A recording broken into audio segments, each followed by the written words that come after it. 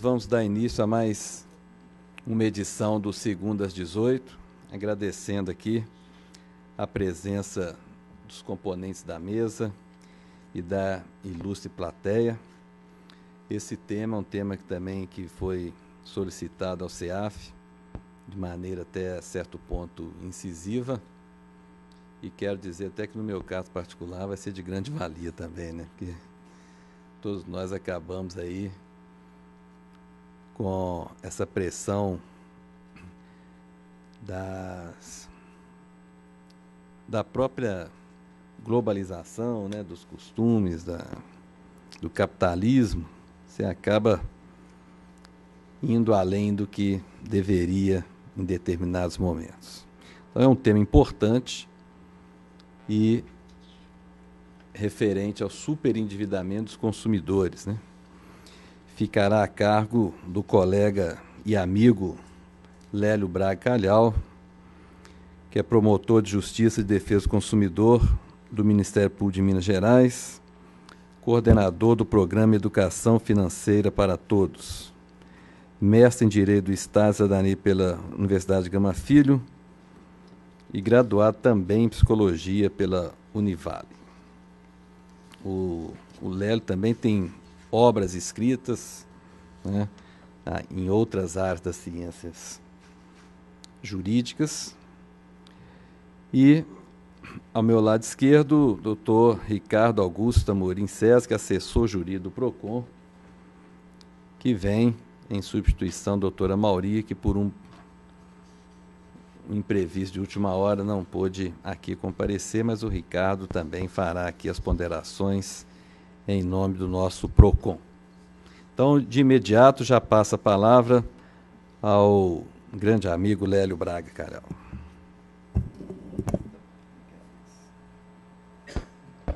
Boa noite a todos. Eu quero agradecer inicialmente ao doutor Antônio de Pádua por ter me dado a oportunidade de estar com vocês aqui hoje, falando um pouco sobre esse assunto. Quero agradecer também ao PROCON estadual, na pessoa do meu amigo Ricardo Amorim, que voluntariamente se dispôs a estar com a gente aqui nessa data, para tratar desse assunto. E quero informar para vocês que eu conversei com a Maxline ali. A palestra ela vai ficar gravada no site do MP, para quem quiser depois, se achar que é interessante, assistir. Então, nós vamos começar então a palestra logo para... Tentei fazer uma abordagem mais concreta possível e mais voltada para casos concretos, então ela não será, da minha parte, não será muito jurídica. Da parte do Dr. Ricardo Amorim vai ter mais questão jurídica, deixa mais para o pessoal do PROCON, no caso do Dr. Ricardo Amorim.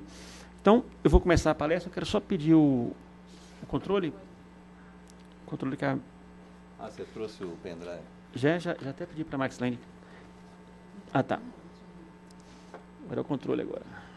Já está lá, já foi. Já está lá. Sim, sim. Então, gente, eu quero começar inicialmente falando o seguinte. Esse problema do endividamento das pessoas, ele é um problema muito mais grave do que a gente tem ideia do que ele seja. É que eu vou passando para você? Ah, não, tá tranquilo. Eu vou... Deixa eu só... Beleza. Eu tenho, inicialmente, passar para vocês aqui que há pesquisas que apontam que mais da metade da população brasileira está endividada. E desses aí, um grande número está com superendividamento, que é praticamente o que o pessoal fala assim, que é você ficar em situação falimentar, pré-falimentar, né? Tipo assim, quase quebrando. Apesar de falência ser o nome do direito empresarial, não é da pessoa física, que seria insolvência, mas as pessoas, tem muita gente quebrada na rua aí. Tem parentes nossos quebrados, tem muita gente da área do direito que está devendo muito dinheiro. E assim, não é tão incomum quem está numa situação um pouquinho melhor ter que ser chamado às pressas, eventualmente, por causa que um parente está numa situação de endividamento e ter que comprar um remédio para alguém, ter que, eventualmente, até cobrir alguma despesa de alguém, de um parente que está com uma situação de endividamento. Eu quero deixar para vocês aqui o meu site, né, o melhor amigo, ele chama Educação Financeira para Todos. Eu estou com... Ele é 3 anos no ar. Ele trata diretamente de educação financeira. Mas dentro da educação financeira, o meu site é só voltado praticamente 80% para a questão de endividamento. Para as pessoas, o que eu defendo? Eu defendo que as pessoas tenham informação, usem a informação e possam gastar o dinheiro da melhor forma como quiserem. Mas assim, mas tem informação sobre ações? Tu tem. Mas o meu foco não é esse. O meu foco é equilíbrio financeiro. Porque eu defendo que se a pessoa tiver essas informações, ela tiver também amadurecida a ponto de querer se importar com o assunto, ela vai poder ter uma vida melhor. Não vai ter tantos conflitos, não vai ter tanto problema na vida dela. E vai poder ajudar, inclusive, outras pessoas também. Como é que chama o site? Educação Financeira para Todos, que é o nome do site. Você pode escrever melhoramigodoconsumidor.com, que cai nele. Ou então educaçãofinanceiraparatodos.com. Eu estou com um canal no YouTube que está com 1.600 pessoas que estão acompanhando. Eu posto vídeos uma vez por semana, tem no SoundCloud. E estou preparando para escrever um livro para ver se eu lanço ano que vem sobre esse assunto. Até o nome do livro vai chamar O Dinheiro Não Aceita Desaforo. Eu tive hoje mais cedo na TV Verdade, lá da TV Alterosa, falando sobre esse assunto. E eu quero começar passando para vocês esse dado para vocês verem como que está a situação dos endividados no Brasil. Em setembro de 2017, nós temos aí no final do primeiro quadro, né, na parte esquerda, 58,4% das famílias brasileiras endividadas. Esse número está um pouquinho menor que o que foi apresentado no primeiro semestre e no final do ano passado, que estava 60% mesmo, 60,4%, chegou a ter esse número aí. Então, de cada 10 famílias no Brasil hoje, por volta de 6 famílias estão devendo. O que pode ser isso? Um monte de coisa. Pode ser crise, pode ser desemprego, mas tem também a questão comportamental envolvida, que é uma coisa que eu bato muito nisso. É questão de comportamento. Qual que é o nível de endividamento das famílias no Brasil hoje? Segundo essa pesquisa da Confederação Nacional do Comércio. Nós temos aí muito endividado, né, 14,4%, mais ou menos endividado, 21,5%. Pouco endividado, 22,5%. Mas olha, é engraçado que o que é mais ou menos endividado? Ninguém sabe explicar exatamente o que seja isso. E essas pesquisas aqui, algumas pessoas que são da área já falaram também o seguinte, que a gente não pode confiar 100% nessas pesquisas, porque muitas pessoas têm vergonha de falar que estão endividadas. Então, quando elas são submetidas a alguma pergunta, tipo assim, não a pesquisa do computador, que você não está vendo quem está te perguntando, mas quando são pesquisas de porta em porta, coisa assim, muita gente tem vergonha de falar que está endividado e acaba omitindo um pouco. Então, eu tenho que... É isso. Pelo menos 60% das pessoas, das famílias brasileiras, estão endividadas hoje, segundo dados da Confederação Nacional do Comércio. Doutor Tofani, seja bem-vindo, meu amigo. Quais são os tipos de dívidas? E aí, gente, eu chamo a atenção para vocês entenderem como que essas dívidas são ruins. O brasileiro não está endividado porque está comprando a casa própria. Ele está endividado por conta do consumo. E aí, nós temos aqui esse dado de setembro de 2017. A maior dívida das famílias brasileiras é oriunda de cartão de crédito. 76,4%. Esse número estava 77% no primeiro semestre. Teve uma quedinha aí. Se você olhar no quadro com mais atenção, você vai ver que a segunda dívida que as famílias têm, a segunda maior dívida, são carnês, 16,2%. Ou seja, a primeira dívida, 77%, praticamente. A segunda dívida, 16%. Olha para você ver como que dá um desnível. Como que o volume de dívidas do cartão de crédito é absurdo. Se você pegar a terceira dívida ali, crédito pessoal, a quarta dívida, financiamento de carro. Se somar a segunda, terceira, quarta e quinta, não vai dar a primeira, que é o cartão de crédito. Ou seja, o cartão de crédito sozinho é responsável, na verdade, o uso indevido do cartão de crédito é responsável pelo número significante de dívidas no Brasil. E igual eu falo com vocês, a dívida do brasileiro, segundo a pesquisa da Confederação Nacional do Comércio, não é dívida de porque está comprando sua casa. Nem investimento. E nem investimento. É porque a pessoa fez um mau uso do cartão de crédito e acabou entrando numa bola de neve de dívida de consumo. É a pior dívida que pode existir. Você faz a dívida, tempos depois você não tem mais nada. Você tem só a dívida. O bem que você comprou, que você usou, de repente não existe mais. Então, cartão de crédito, então, ele é apontado como o grande responsável por essas dívidas hoje. Isso aqui é o geral da população brasileira.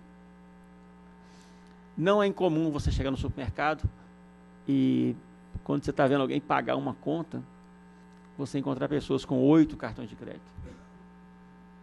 6. 5. Muitas vezes a gente vai no supermercado e vê isso, pessoas com 8 cartões de crédito.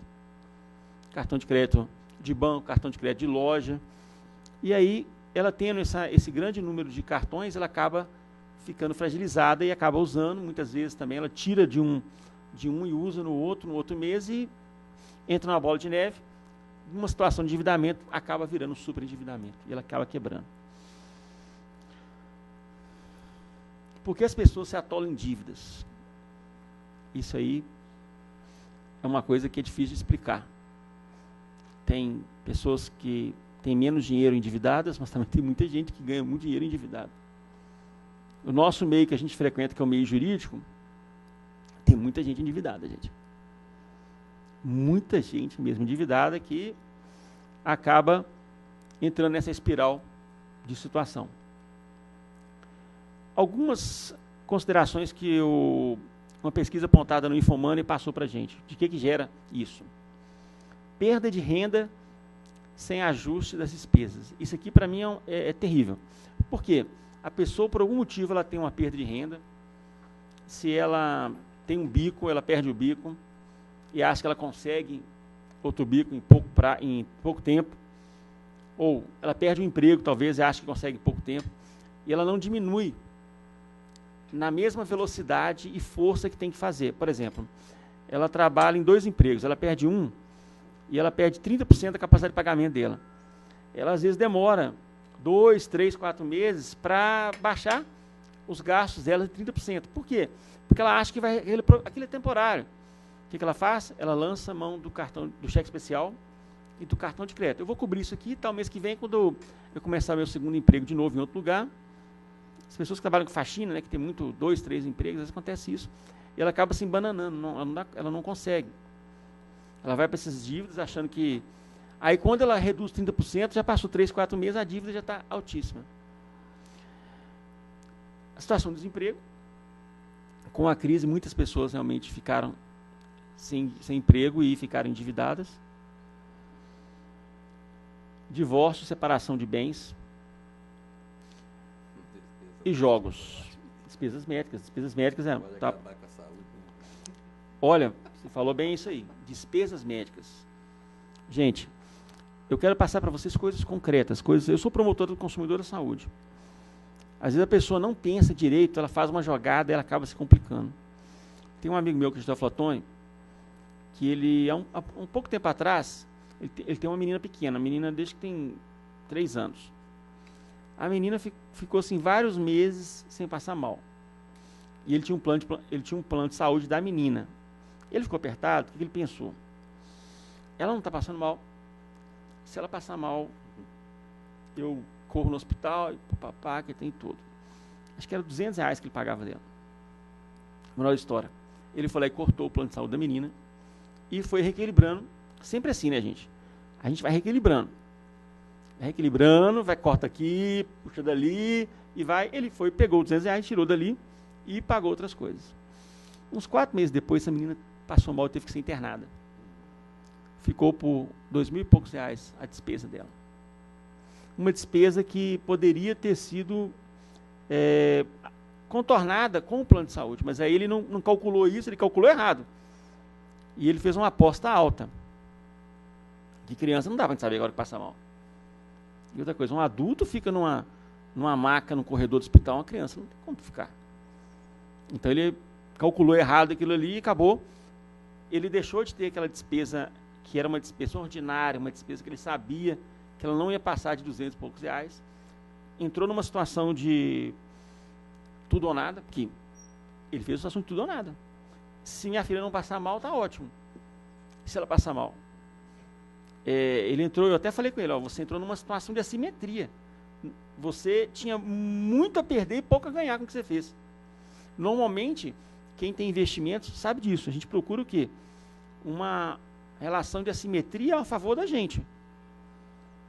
Às vezes você pode investir numa empresa por algum motivo que você tem pouco a perder e muito a ganhar. Aí tudo bem. Agora o contrário você não faz. E ele acabou fazendo a conta mal feita e acabou gerando isso aí. Não sei se vocês viram também na Folha de São Paulo, está no Google.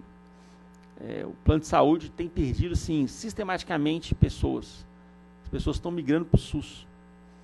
Porque não estão dando conta de pagar os planos de saúde. Então, o plano de saúde tem sido cortado pelas pessoas muitas vezes. Por conta da situação da crise, situação de endividamento, a pessoa prefere, para ela, arriscar ficar no corredor, ou no SUS, por exemplo, num serviço que não vai ser tão bem feito, e não pagar o plano de saúde. Esse caso do meu amigo, o que eu achei que foi, eu falei assim, nossa, eu podia ter feito isso para você. Agora, quando botou criança no meio, ficou assimétrico, acabou, infelizmente, dando errado, ele teve que pagar. Agora, a moral da história. Ele foi lá fazer um plano de saúde para a criança, o plano de saúde da criança era antigo, e agora ele fez um novo, que é mais caro que o que estava pagando antes. Então, despesas médicas, elas estão envolvidas também pesadamente nisso, e também aquela questão que muitas vezes nós, eventualmente, somos convidados a ajudar na despesa médica de algum parente nosso, de alguém que está mais idoso e tudo. Então, isso pode acontecer. Gastando aquilo que não recebeu. Muitas pessoas começam grandes dívidas por causa disso.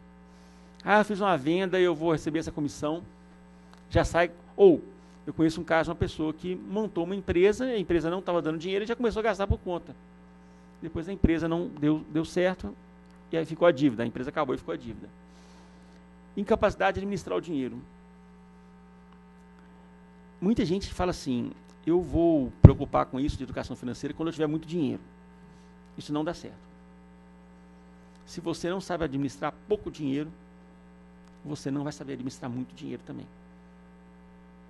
Nós conhecemos casos aqui famosos, né? Jogador de loteria, jogador de futebol, toda hora tem um. Eles não sabiam administrar pouco dinheiro, ganharam rios de dinheiro de uma hora para outra. Teve o Miller, acho que o Miller, vários aí que tá no YouTube, no Google, pessoas que eram multimilionárias, ficaram de uma hora para outra multimilionários, mas não sabiam administrar o dinheiro. E perderam tudo. Ganhador da loteria, gente, tem uns montes. E principalmente porque é o seguinte, essas pessoas quando ganham muito dinheiro, de uma hora para outra, eu não sei se vocês concordam comigo, eles saem comprando coisas que aumentam as despesas. Dificilmente eles saem comprando coisas que aumentam a renda.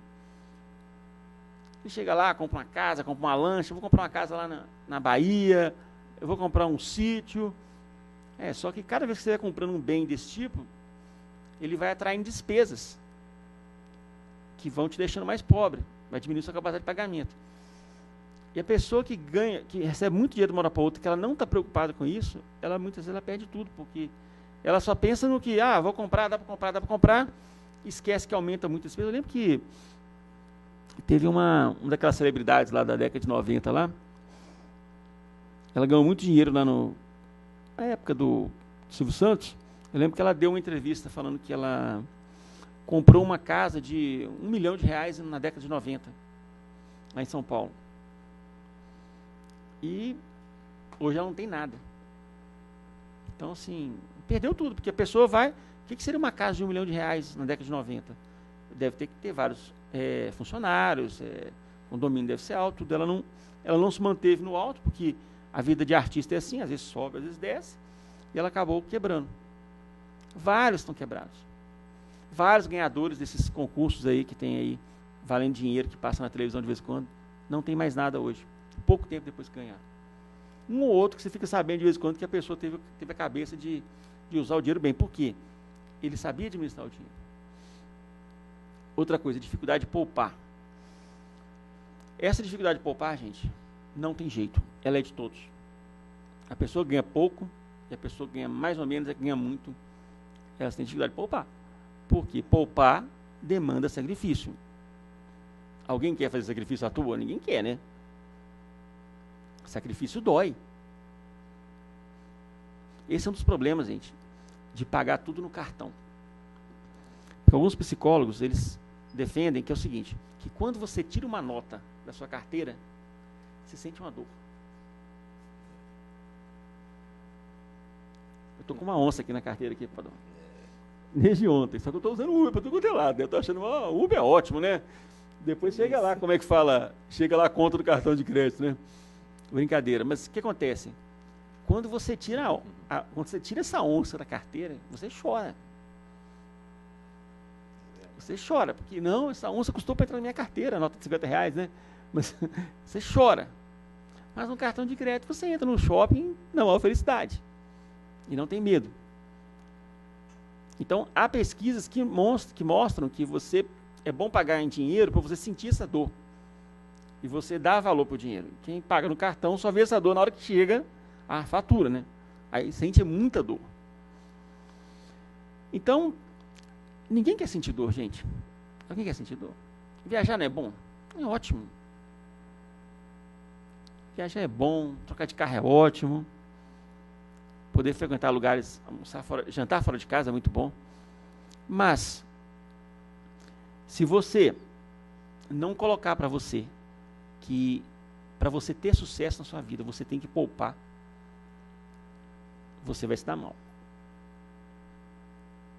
E olha, de tempo, não sei se vocês viram essa semana no UOL, uma matéria que saiu falando que um menino comprou um Fusca com as moedas. Vocês viram isso? Que legal. O menino ganha pouco. Não tem nem... Menino, criança, é adolescente agora, né? Ele juntando as moedas, e ele acabou juntando o dinheiro de um Fusca. A decisão de poupar não é uma decisão fácil.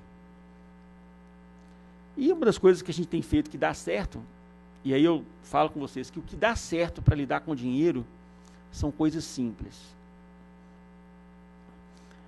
Eu não vou falar de grandes aplicações, nosso foco aqui é equilíbrio financeiro. As pessoas me perguntam de vez em quando, Lélio, qual que é o aplicativo que você usa no celular para controle financeiro? Tem vários aí. Um que eu sugiro muito é o Mobilis, não sei se vocês ouviram falar. Bem interessante. Olha, as pessoas me perguntam, eu falo assim, olha, eu uso para controlar o que eu ganho a mesma planilha de Excel quando eu trabalhava no Banco do Brasil, há 25 anos atrás. Uma fileira com o que eu ganho e a outra fileira com o que eu estou gastando, separado por assuntos, e com aquela fórmula basicona lá que a soma das fileiras, das linhas, né, está lá no total. É a mesma planilha que eu uso há 25 anos. Funciona. Ela chega a ser até chata, porque ela é preta e branca, não tem nada. Esses aplicativos celular têm cores, né? Quando você está colorido fica verde, quando você está bem dinheiro fica, quando você está mal fica vermelho. Não tem nada disso. Porque eu acho que as coisas simples que funcionam. E o que funciona de forma simples para poupar? É você decidir qual o preço que você está a fim de pagar para você ter um futuro melhor. E o que seria isso? Gustavo Cerbasi, Mauro Alfred, muita gente cita o número de 10%. Eu acho um número razoável. Você separar 10% da sua vida para você poupar para o seu futuro ser melhor. Nossa, mas 10% é pouco, Lélio. É pouco para quem está juntando dinheiro, mas é muito para quem paga a despesa. Quem tem que pagar a despesa do dia a dia. Mas o 10%, ele é um número que ele não é tão grande, não é tão pequeno, mas que ele já significa que você está começando a quebrar um ciclo de vida de consumismo. E 10% todo mês, durante 15 anos, vira uma montanha de dinheiro, por conta dos juros compostos. Muita gente fica rica assim, pegando dinheiro e aplicando. Esses 10%, depois de 10, 12 anos, começa a ficar mais rápido o crescimento dele. Depois de 15 anos, ele dispara. Só que todo mundo quer ficar rico de uma hora para outra, né? Já notaram? Um monte de corrente que aparece aí, que nós sabemos que são ilegais, muitas pessoas sabem, eles entram. Não vou entrar porque vou dobrar meu patrimônio. Em um mês. Passa algum tempo, a pessoa está quebrada. Perdeu tudo que ela colocou. Isso é inviável. Quem busca esse tipo de coisa, geralmente se arrisca muito. Então eu quero colocar para você o seguinte: vai poupar? Você está afim, eu quero começar uma vida nova. Se não der para começar com 10, começa com 5%. A primeira coisa que você faz quando o dinheiro vier na sua conta é separar os 5%, 10% e aplicar. Isso vai fazer o seguinte: você vai ter que rebolar o resto do mês com 95% e não com 100% que você ganha. Agora, se você deixar... Não, vamos fazer o seguinte, eu já estou com 30 anos, eu estou tranquilo. Eu vou usar o meu dinheiro normal, sabendo que eu preciso economizar, e quando chegar no final do mês eu pego os 10%, ou até mais, eu posso pegar até 20% e colocar no investimento, para fazer a minha vida ficar melhor no futuro. Olha, gente, eu estou com 47 anos, eu não tenho essa disciplina ainda não, viu? Se uma pessoa com 30 anos, com 25 anos, porque se chegar no final do mês e tiver um dinheiro sobrando lá, não tem camisa cara para mim mais não. Tudo fica barato quando você está com dinheiro sobrando na conta. Porque, gente, o Ricardo vai falar isso para vocês aqui. Nós somos bombardeados por dia, centenas de vezes com impulsos para a gente gastar. A gente não percebe. E se o dinheiro está sobrando na conta, eu não quero sentir dor. Eu quero vestir uma camisa bacana.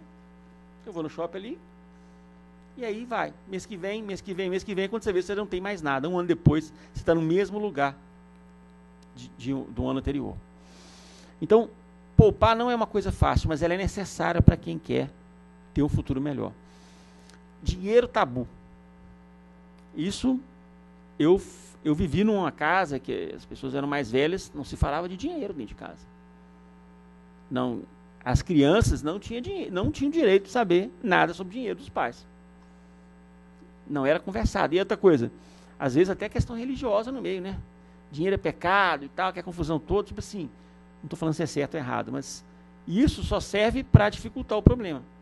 Porque hoje, para as famílias vencerem, elas devem conversar com todos os membros.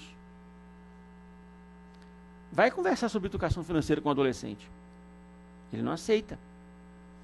A pressão social do grupo dele é para ele ter o melhor iPhone e o melhor Samsung.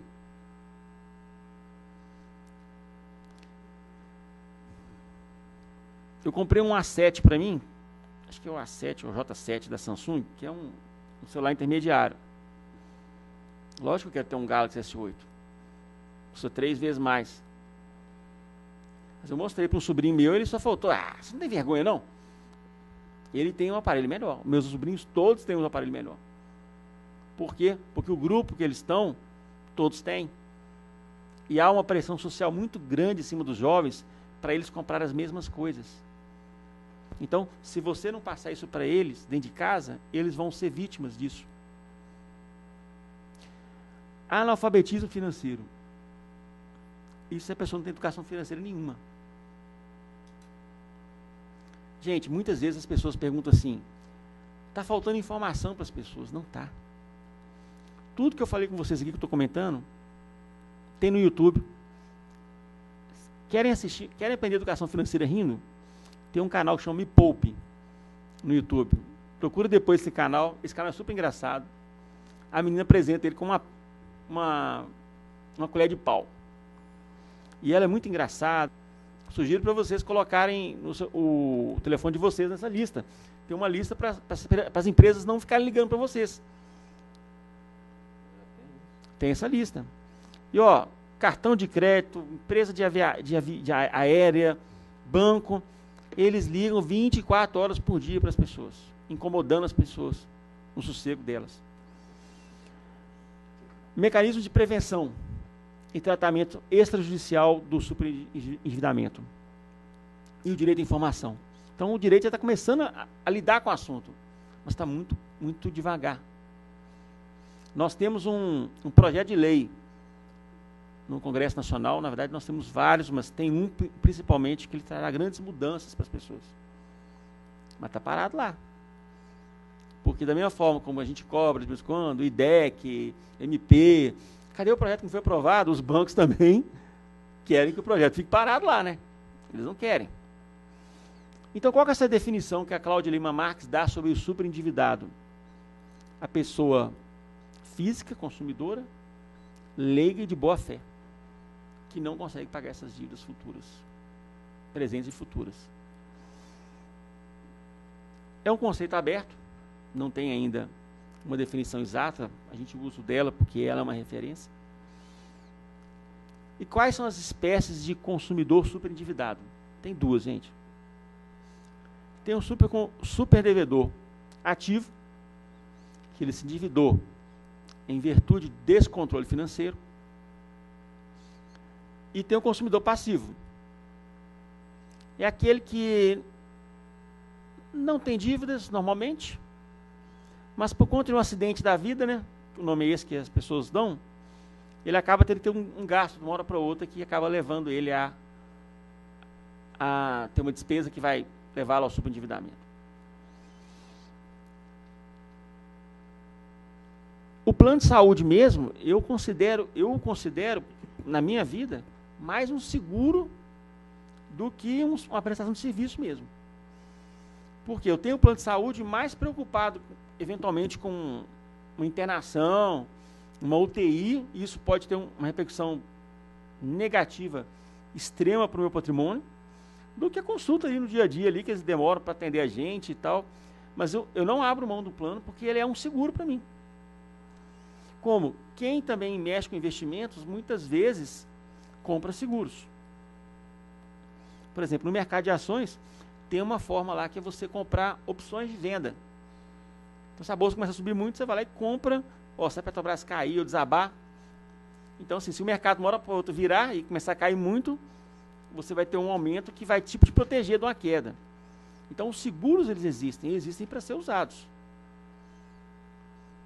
Então, o consumidor passivo é esse do acidente na vida.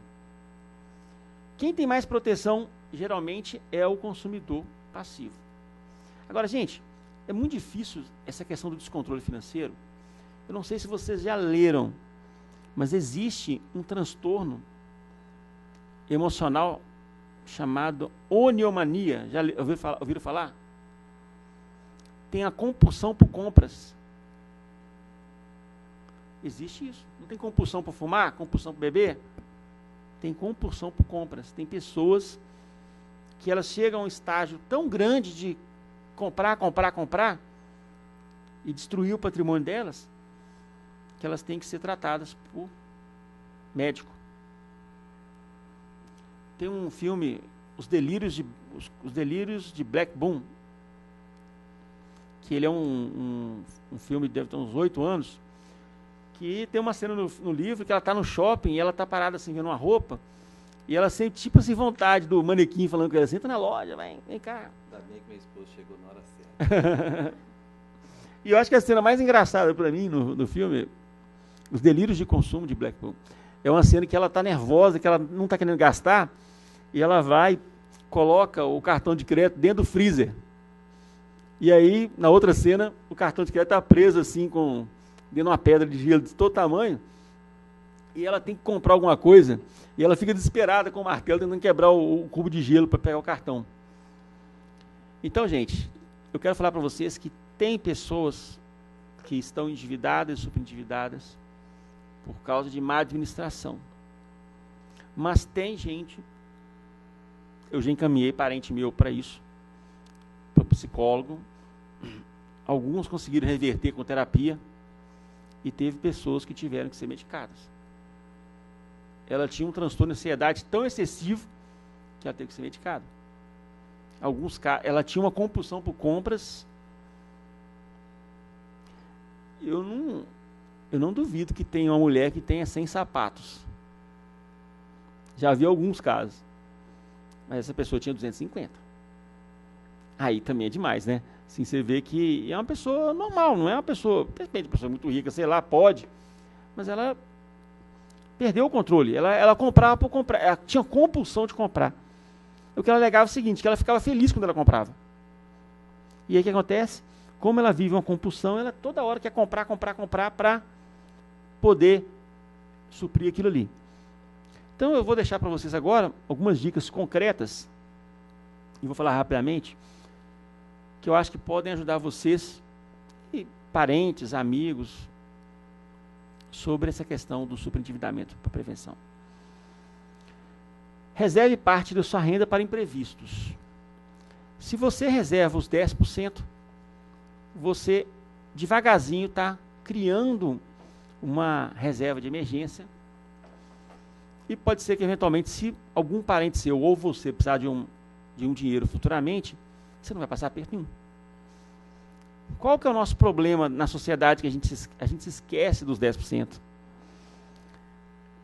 A pessoa, muitas vezes, ela pensa o seguinte, a maioria das pessoas, se eu ganhar o valor X e eu gastar 100% e eu não tiver nenhuma despesa, nenhuma dívida, eu estou bem. Eu não estou devendo ninguém, eu estou ótimo. Só que tem esses imprevistos, tem esses fatos da vida, acidentes da vida, que eles vão ocorrer de vez em quando. Multa de radar. Eu gostaria de não ter nenhuma. Tem tempos que não me pegam, mas assim, mas pode acontecer. Pode acontecer que em algum lugar tem uma placa de 50 km por hora, você passa 65, ou seja, você passou acima dos 20%, a multa é maior, salvo engano. Aí se a pessoa ganha pouco, ela está com o orçamento contadinho, ela não tem nenhum centavo de reserva, o que acontece?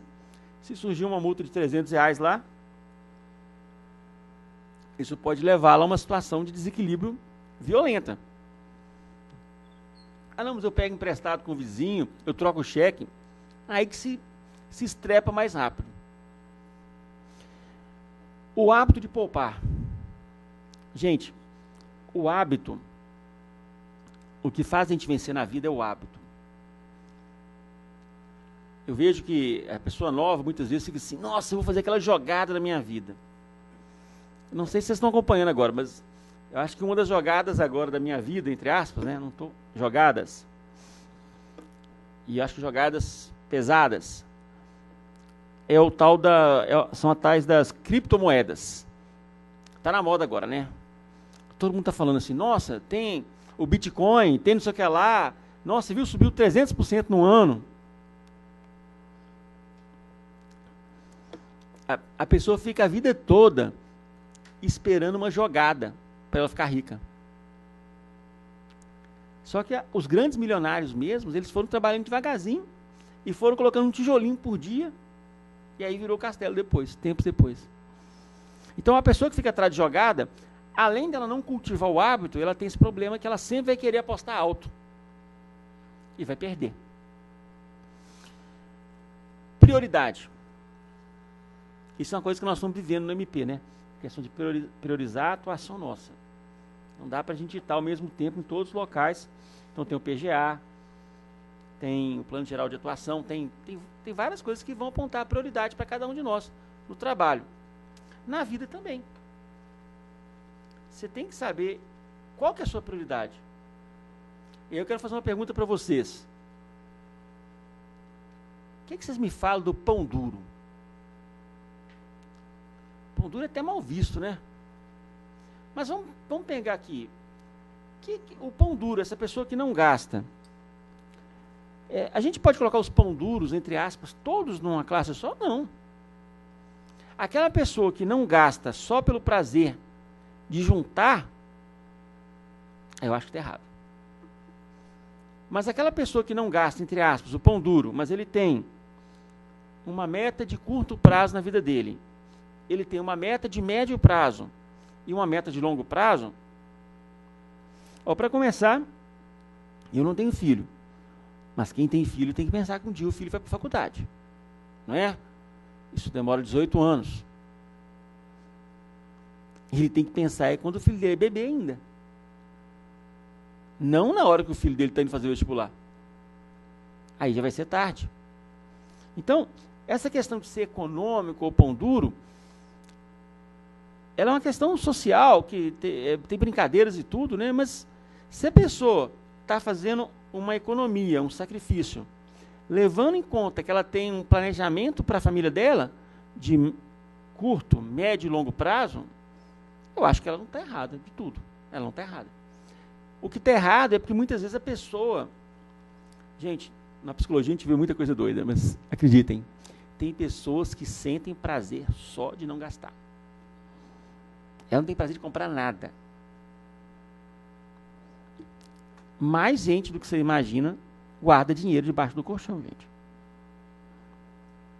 Só pelo prazer de guardar. Ela não consegue sentir prazer de nada. Isso está errado. O hábito de viajar, por exemplo, que é uma coisa maravilhosa, não fica achando que se você ficar 70 anos só economizando, você vai ter essa vontade de viajar quando tiver com 60 ou 70. Porque foi hábito que você não trabalhou ele. Então depois você não quer viajar.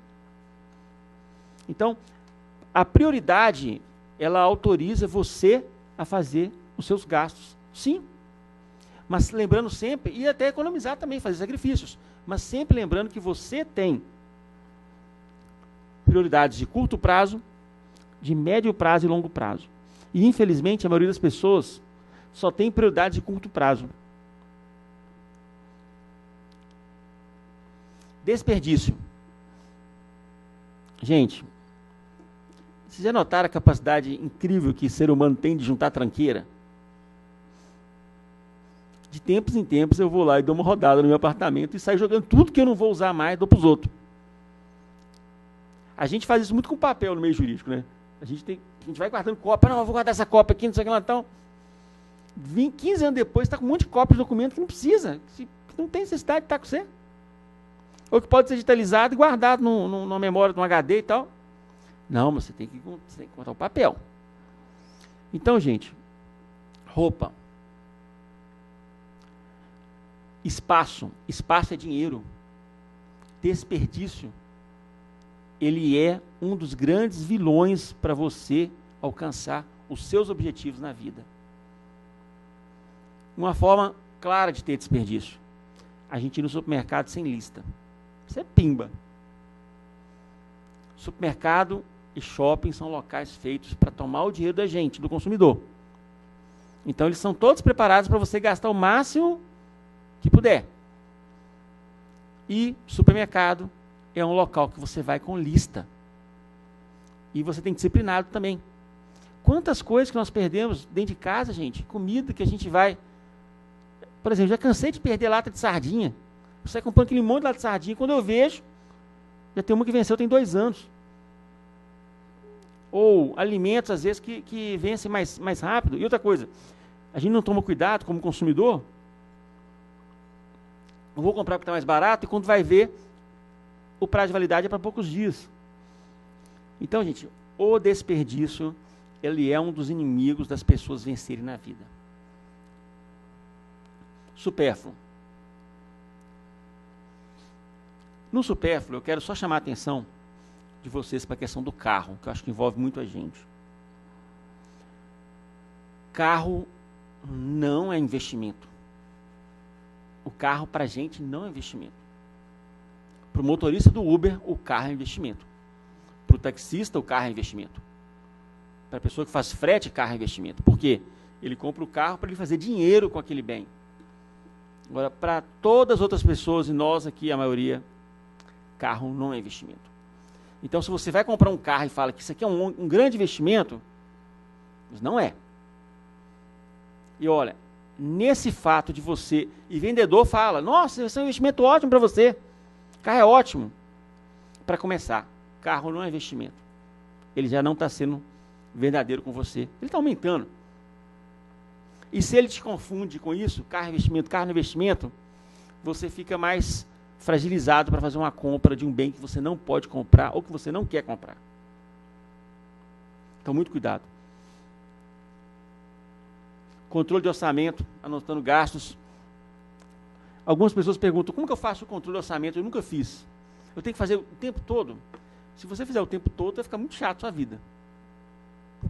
O dinheiro está aí para ser usado. Se você gastar a maior parte do dinheiro guardando ele ou controlando, não vai ter graça. O que sugere-se fazer? De tempos em tempos, você separa 30 dias para calcular, para juntar todos os recibos de cafezinho, tudo, vai jogando numa gaveta, do dia 1º até o dia 30, dia 30 você pega e faz o controle. Agora guarde tudo, porque ali você consegue descobrir exatamente quanto que você ganha ou não. Envolvimento familiar. Gente, muitas pessoas que estão com superendividamento entraram nessa por causa de parentes. O filho não aceita, o filho quer ir no lugar mais caro, ele quer o celular mais caro. E se você não chegar e envolver todo mundo nesse projeto, vai ficar difícil. E outra coisa, se os filhos não forem envolvidos nisso, eles vão ser presas fáceis quando forem adultos para situações de superendividamento. Então é muito importante conversar com os filhos, demonstrar para eles. E criança também, né, gente? Eu me lembro que várias crianças falaram comigo que até o dia que o pai contou, com 4, 5 anos, que o dinheiro existia daquele jeito, todas elas falaram comigo que acharam que o pai que imprimiu o dinheiro. Então, é bom já a criança saber de limites, né? É bom já falar com a criança. Lógico que você não vai tratar de assuntos muito complicados com criança. Mas a criança já tem que saber em algum momento, com 4, 5 anos, que há limite para o dinheiro. E não pode comprar tudo.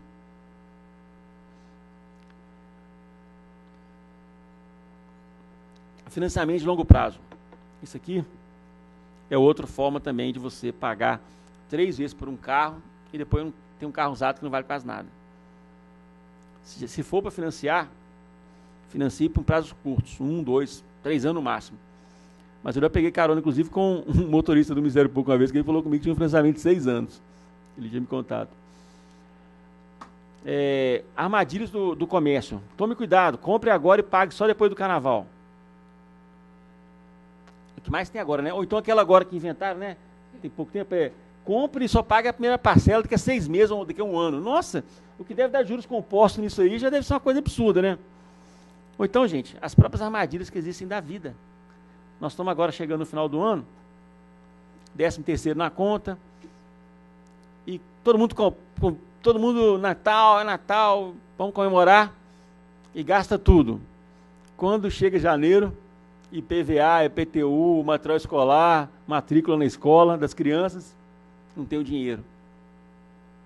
Não sei se vocês viram, saiu uma matéria na UOL também, falando que a maior parte do dinheiro que foi despejado no mercado do fundo de garantia, ele não foi usado para pagar dívidas, foi usado para comprar coisas. E nós estamos com 60% das famílias endividadas. Olha para vocês verem como que o dinheiro do fundo de garantia, que era para ter sido para equilibrar as contas, foi para comprar. Até apareceu um caso de um senhorzinho, não sei se vocês viram, Ricardo, você viu um senhor que conheceu uma moça e pegou um avião, foi com ela para o Nordeste com o dinheiro do fundo de garantia? Não, né? Hilário isso, mas aconteceu de verdade. E ele ainda falou na entrevista ainda que, nossa, não tem problema não, minha namorada não vai saber nunca. No UOL. O UOL jogou aquilo ali, ó, deve ter perdido o dinheiro e a namorada. Cartão de crédito, já falamos para vocês, né? Nós passamos recentemente, estava conversando com a Cris, que é uma das assessoras do PROCON lá. Essa história do pagamento integral tem que ser feito. Pagamento integral da fatura do cartão. Crédito rotativo, que ele foi falar, assim, os juros altíssimos, e agora os bancos deram um jeito de jogar você numa outra ciranda, né? Que acaba que os juros que estão cobrando lá, muitas vezes, é o juro do cheque especial. Então, cartão de crédito só existe para ser pago integralmente a sua fatura. Pagar a conta em dia. Atrasos levam ao pagamento de juros e multas. Isso aí, às vezes, a pessoa faz muito isso em imposto. Ah, não vou pagar não, porque aí quando sair uma anistia eu pago. Tudo bem, né? Mas se você ficar 3, 4, 5 anos, na hora que sair a anistia, você não está preparado, você não tem os 10%, você foi ali. Então pode te levar. Não gaste mais do que ganha. Resumindo o que o povão fala. O dinheiro não aceita desaforo. Cheque especial não é salário. Isso é um absurdo, não sei se vocês concordam comigo. Quando você pega o extrato, está lá disponível. Eles pegam um cheque especial e somam com o seu saldo. Isso é uma vergonha. Evite contar ganhos ainda não confirmados. Tenha cuidado com a oferta de crédito fácil. Gente, crédito fácil, geralmente, são os piores juros do mercado. Os melhores juros são aqueles que você tem que correr atrás, procurar, comparar o banco com banco, banco com cooperativo de crédito, banco com outra instituição financeira. Todo crédito fácil, geralmente, ele tem uns juros altíssimos. Olhar o custo efetivo, né, do empréstimo, quando você for pegar algum, né, não ficar olhando só o valor da prestação. Nossa, tem uma loja de moda feminina que me deu até uns nervos ontem. Eu estava passando na frente do shopping, lá, vou até pedir para o pessoal da promotoria dar uma olhada no shopping, lá na cidade lá, e aí tem assim um tamanho grande. Tem os sapatos na frente, né? Prestação. Tamanho, um valor alto, né? Só que aquele valor da prestação, e pequenininho embaixo o valor total. Nossa, isso é o fim da picada. Mas fazem isso toda hora.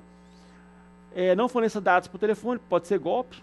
Muita gente acaba caindo em golpe, porque quer ganhar muito dinheiro de uma hora para outra, acaba, vou fazer uma aposta aqui, e compra pela internet, né, tomar cuidado, que pode ter, como é que fala, alguma fraude envolvida aí. Por exemplo, eu gosto de comprar geralmente nos portais que eu conheço. Eu olho no Reclame Aqui, não sei se vocês acompanham, Reclame Aqui é um site lá que comerciante tem pavor desse site. Mas ele é um site que as pessoas falam lá que deu certo ou não deu e tal. Então, se eventualmente eu vou lá e vejo que tem muita reclamação, aí por causa de R$20 eu vou comprar uma geladeira num site conhecido, eu não vou comprar. Então, assim, às vezes a pessoa quer economizar muito e acaba perdendo muito dinheiro de outra forma. A prevenção, gente, que é o caminho para se evitar essa situação de superendividamento. Muitas vezes o superendividamento ele não acontece por causa de jogadas mal feitas, ele acontece por conta de hábitos. Hábitos que são mal construídos na vida da gente e que muitas vezes a gente aprendeu esses hábitos com outras pessoas. Talvez com os nossos pais, com os nossos tios. Por exemplo, o Governador Valadares é um lugar que tem muita influência dos Estados Unidos. Quando eu era novo, eu lembro que eu não podia comprar o que eu queria comprar. Aí, dependendo do coleguinha que eu fosse falar, eu queria comprar um Autorama, meu pai me deu um Ferrorama. Aí a pessoa falava assim, meu pai manda dólar dos Estados Unidos. E foi assim a vida toda. Teve uma época que estava bom, né? Depois aí a crise lá também ficou ruim para todo mundo. Tá a pessoa agora aí, na rua da amargura. Por quê?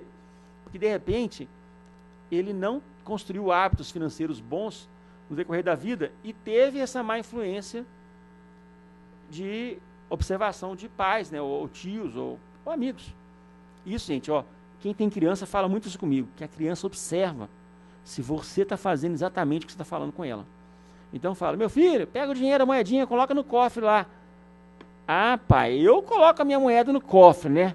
Mas o senhor vai, gasta o que quer no cartão e tal. Tipo assim, a criança, ela olha para isso. E ela observa isso. Então, se você falar para ela gastar, meu filho, não gasta não, porque seu futuro está em jogo, e você gastar muito, você está passando pela mensagem ruim. E ela vai entender que, não, ele fala comigo, mas ele faz diferente. Então, eu encerro aqui essa fala para vocês, gente, e espero que tenha passado informações concretas de como evitar isso. Não é um assunto bom de falar, gente. Não é. Eu tenho 2 sites na internet. Eu tenho esse site aqui, tem um site nerd. Chama Batalha dos Nerds. Que eu falo sobre fantasia, ficção, cinema. Eu posso escrever a coisa mais maluca do mundo, que é coisa nerd, aparece 200 pessoas comentam. Eu adoro The Walking Dead, não sei se vocês acompanham. Eu peguei lá uma cena lá da 7ª temporada e escrevi um texto desse tamanho assim, mas eu achei que o meu texto nem ficou bom. 40 mil pessoas assistiram o vídeo, comentaram, falaram que você escreve um site de educação financeira, poucas pessoas comentam e tudo. Porque, gente, isso não está mexendo com a emoção das pessoas. A gente acaba mexendo com a razão, né? Mexer com a razão não é uma coisa agradável o tempo todo, né? Você quer ser feliz, você quer ter grandes experiências. Mas, gente, se a gente não tocar nesse assunto, os bancos vão tocar. É o que eu falo no meu site. Se você não toma conta do seu dinheiro, alguém vai tentar tomar conta dele. Se você escreve educação financeira no Google, os maiores sites de educação financeira são dos bancos. Eu tenho conta no banco tem 30 anos, eu nunca sabia que o meu banco tinha site de educação financeira. Você está lá só para enganar. Eles não têm interesse nenhum que você tenha, como é que fala, educação financeira. Então, o banco não tem interesse, instituição financeira nenhuma tem. Então, a gente tem que... É um assunto que, de repente, não é tão agradável, mas nós temos que conversar com os nossos parentes sobre isso, com os nossos vizinhos, com os nossos amigos. Porque quem não respeita isso se dá mal. É o ditado popular. O dinheiro não aceita desaforo. Agradeço a atenção de vocês e até a próxima.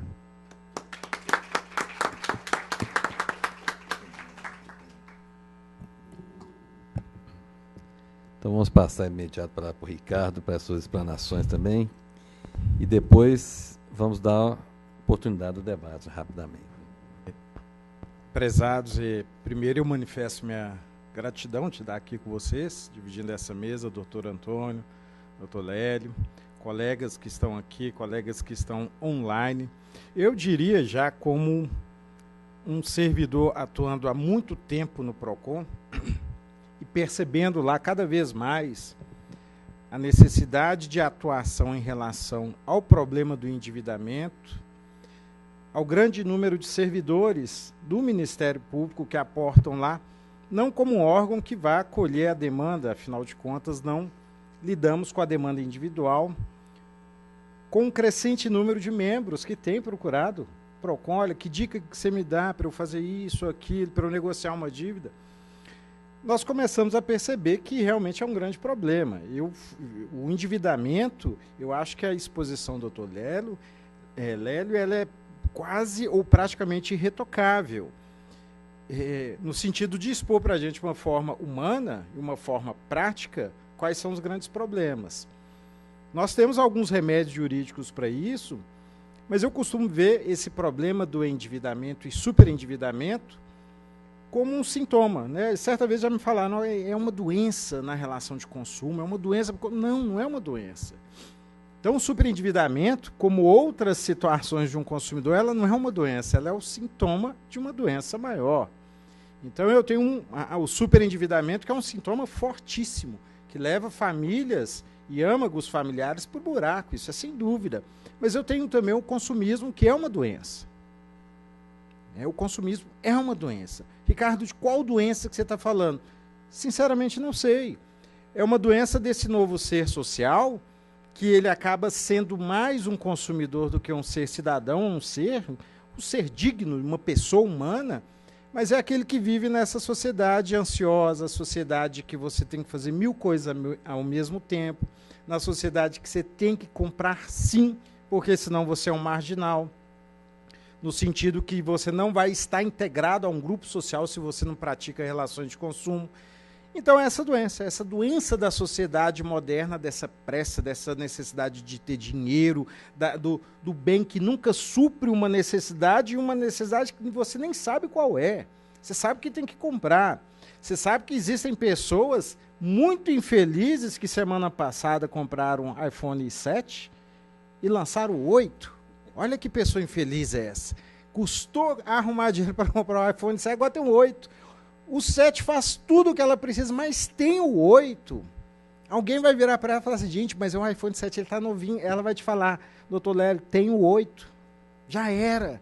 Ele já não condiz comigo. Então a gente fala aí de uma obsolescência que antes ela ficava no aparelho em si, que ela ficava no serviço, e hoje ela fica na mente da pessoa.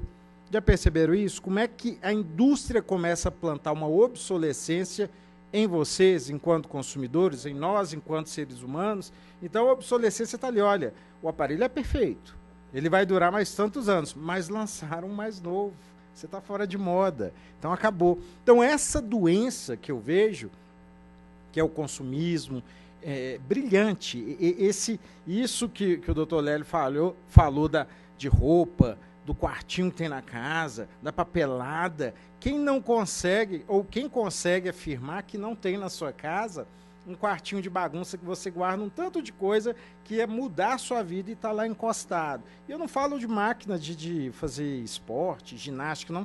Tantas outras coisas estão lá encostadas, né? O seu guarda-roupa, se você olhar quantos bens que estão ali, às vezes não só roupa, mas que estão lá parados há mais de um ano. Se estão lá há mais de um ano, possivelmente você não vai precisar. Ah, mas pode ter um casamento. Não, não vai precisar. Certamente não vai. A moda vai ser outra, você vai estar mais gordo ou mais magro, pode desfazer daquilo. excelente afirmação, espaço é dinheiro. Então a pessoa entulha coisa dentro de casa, comprando aquilo que ela não precisa, que ela não tem necessidade, e vai se ajeitando no modelo de vida, no modelo pessoal e dentro do seu lar, que não é o mais adequado. É certo que cada um que fizer uma autoanálise vai poder dispor de vários bens. Vai dispor, e a disposição, muitas vezes, é o lixo, porque você não vai achar ninguém que queira aquilo que você achou que ia resolver o problema da sua vida, não resolve. Então, o problema que eu vejo hoje é essa pressa que nós temos de formar ou de integrar uma sociedade puramente consumista. Se você não consome, você está fora. Então, é muito comum, é uma rejeição quase que natural, aquela falta de acalento que a gente tem em relação às pessoas que não conseguem consumir. E tem gente que vai falar assim, eu não faço isso. Faz sim, sem perceber faz. Então o seu grupo social está muito bem construído, baseado naqueles hábitos de consumo sim. E eu estou dizendo tudo isso para tentar entrar dentro do código, porque o código, ele apresenta... Aí eu falei da doença.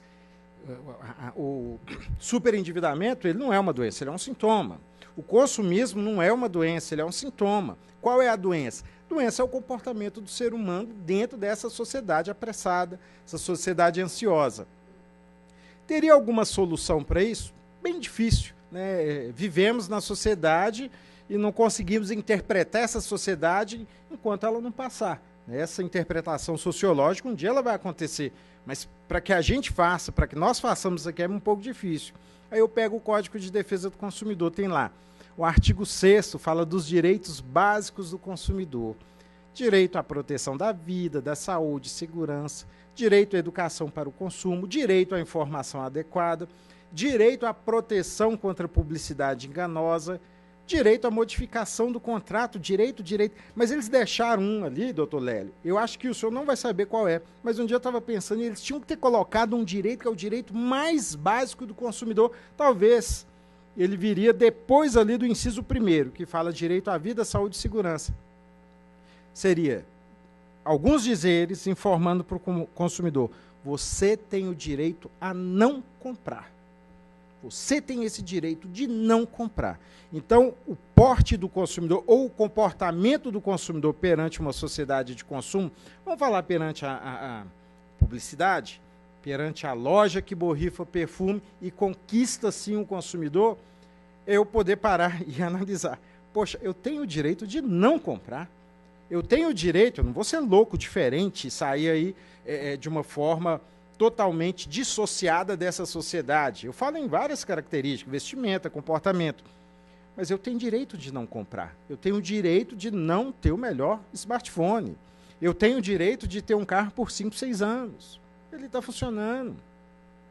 Eu tenho o direito, talvez, de morar num lugar que mais me atende do que um lugar mais badalado. Eu tenho direito de frequentar um barzinho perto da minha casa que tem ali um joelho de porco formidável, uma cerveja gelada. Eu não preciso ir no mais badalado, afinal de contas eu estou atrás dos meus amigos.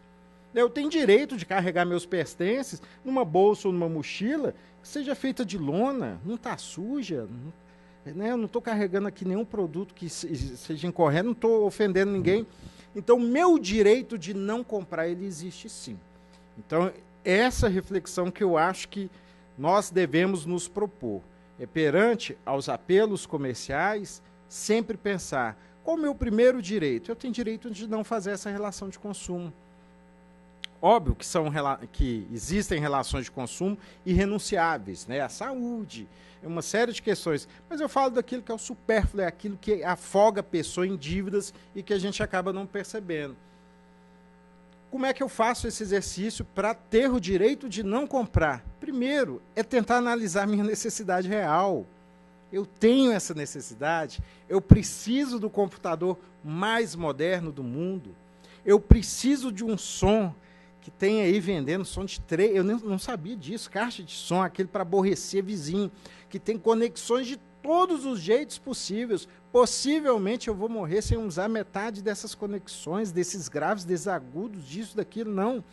Enquanto o meu objetivo é ouvir uma música. Aí eu passo numa loja especializada em ferramenta lá, tem furadeira de todos os jeitos. Eu não quero furadeira, eu quero um buraco na minha casa, na parede, para pendurar um quadro, simplesmente. Então, o meu anseio é parar e perguntar, o meu anseio, perdão.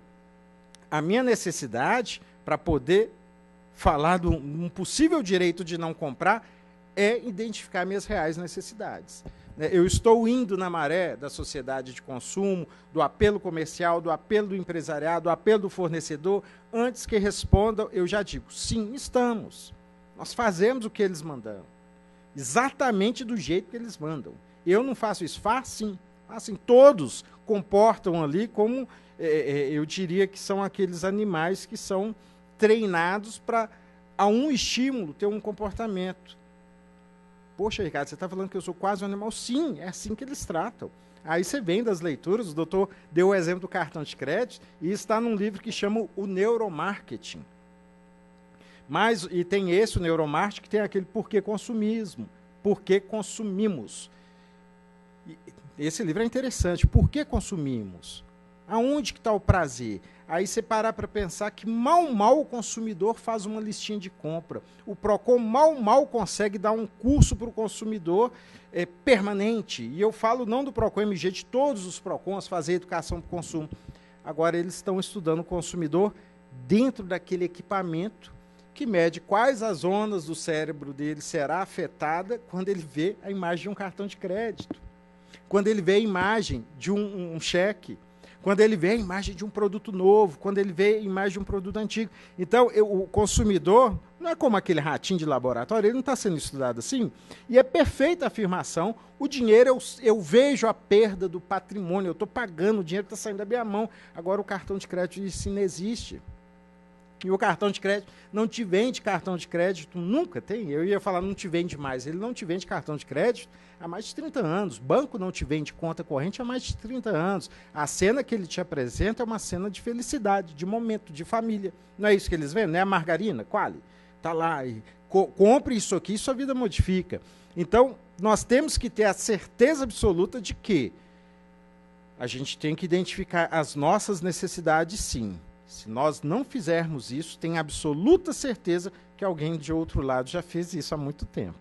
Então, eles colocam o consumidor num comportamento que o próprio consumidor acaba se arrependendo depois. Quem nunca passou pelaquela experiência maldita de por que eu fui comprar isso? Aí liga para o PROCON, eu quero devolver. Ah, porque eu não pensei direito. Aí, por que você passou por isso? Ah, você está doente? Um pouquinho. Todos nós, consumidores, somos doentes, mais daqui ou mais dali. Mas aquele fornecedor te conhece mais do que você mesmo. Ele sabe que você é capaz de uma relação de consumo. Aí você entra em shopping. É a musiquinha, é o cheiro, é a iluminação, são as pessoas, são os atendentes. Se você tiver sem dinheiro, com cartão de crédito quase no limite, está quase no limite. Se estivesse num centro urbano com fumaça de cano de descarga de ônibus no seu nariz, barulheira, gente gritando, você está lá, eu quero comprar esse produto, não vou comprar, o ambiente não está legal, vamos embora. É quase um ambiente hostil. Agora, aquele mesmo consumidor, com o mesmo limite, o mesmo produto dentro do shopping, vai ser um êxtase para ele. Musiquinha bacana, cheirinho legal, vendedor ou vendedor olhando para você carinhosamente, se importando com você, mais do que seu esposo ou sua esposa se importa, já viram? Que dá vontade de, não, eu queria casar com essa mulher aqui. Eu saio do shopping pensando nisso. Casei errado, porque é tão perfeita, mas eles são treinados para isso. Então, nós temos que parar para pensar quais são essas necessidades reais. Ô, Ricardo, eu não quero ser infeliz e sofrer, como o doutor Lélio falou. Não vamos fazer isso, mas seremos mais atentos. Primeiro, pensar na necessidade, quando fala de superendividamento, que a gente fala de financiamento, ter o conhecimento. Também, doutor, eu estou aqui só repetindo, mas reafirmando. O senhor falou muito bem, as informações estão espalhadas na internet. O site do Banco Central, eu tirei aqui rapidamente, você tem aqui informações sobre o custo efetivo total, super explicado em forma de, deixa eu ver aqui, 5 perguntas e resposta.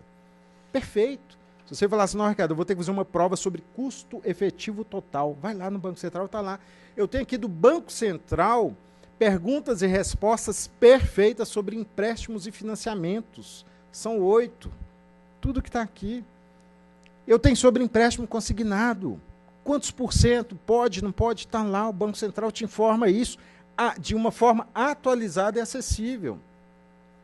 E tem mais. Eu quero fazer um financiamento, estou doidinho para fazer um financiamento. Aí você pode escolher, olha que bacana isso aqui. Você pode escolher um financiamento de um crédito pessoal consignado, cujos juros, eu vou falar ao ano, tá? Juros ao ano, não ao mês. Ele vai chegar de 22,97% a 32%. Vamos falar ao mês, só para a gente pensar aqui. Esses juros de empréstimo pessoal consignado vai de 1,74% a 2,36% ao ano. Aí eu posso passar para o crédito pessoal consignado público. Já tem uns juros aqui de, no máximo, 88,91% ao ano ou 5,44% ao mês. Aí eu posso passar aqui também, é brincadeira isso aqui, né? Crédito pessoal consignado privado. Aí já não é servidor público, é privado, pode ser demitido de uma hora para outra. Aí já começa ao ano 105% os juros e ao mês 6,20%. Então, se a gente quiser piorar mais um pouquinho, aí eu vou pegar aqui o crédito pessoal não consignado. Olha que bacana. Juros por mês. Tem aqui um banco que pratica esses juros. De 21,15% ao mês, ou no total anual de 899,33% ao ano. Ricardo, você enlouqueceu? Não. Essa informação equivale ao período 16/10/2017 a 20/10/2017. O banco campeão não conheço, ele chama Facta SA.